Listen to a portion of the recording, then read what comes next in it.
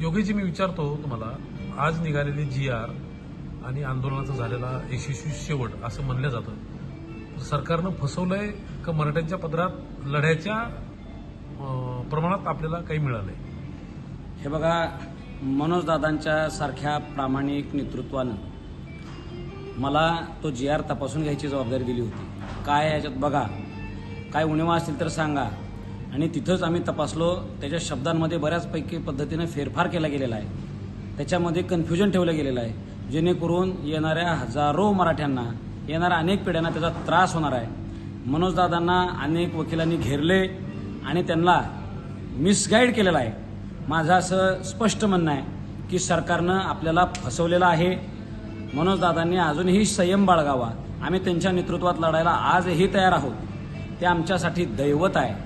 पण त्या GRचा बारकावा जर आपण वाचला तर आपल्याला त्याच्यातल्या अनेक उणिवा लक्षात येतील. हा GR कोणाला लाभाला मिळू शकतो?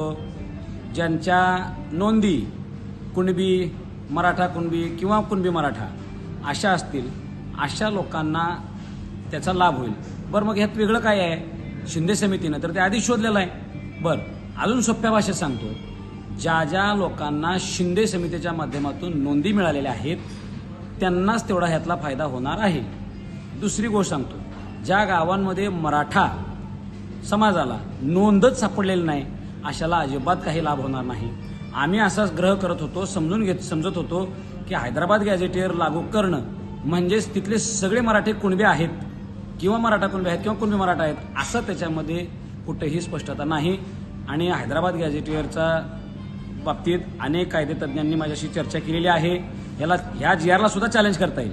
ह्याच्यातनं मराठ्यांच्या हातात पदरात काही मिळालेलं नाही. माझ्या दादांना ही विनंती आहे. दादांना मी हे सत्य सांगत असताना त्यांच्या जवळच्या लोकांनी मला थोडंसं दूर केलं. नंतर दादाने सुद्धा मला थोडंसं दूर केलं. पण जे त्यांनी जर माझ्यावर जबाबदारी दिलेली असेल तर एक छत्रपतींचा मावळा म्हणून, एक खानदानी मराठा म्हणून सत्य सांगायचं धाडस मी दादांना तिथं केलं. भलेही माझी गोष्ट आता त्यांना मान्य झाली नाही, पण त्यांना एक लक्षातही आलेलं आहे की योगेश केदार काहीतरी म्हणते म्हणजे त्यात खरं आहे. आणि आता मनोजदादांची प्रकृती आमच्यासाठी फार महत्त्वाची होती, म्हणून समाजाला सुद्धा समजून घ्यावं लागणार आहे. परत एकदा आपल्याला लढायची तयारी ठेवावी लागणार आहे. मनोजदादांसारखा हिरा आपल्याला गमावून चालायचा नाही. त्या नेतृत्वासारखा प्रामाणिक नेता नाही, हे माझं मत आहे.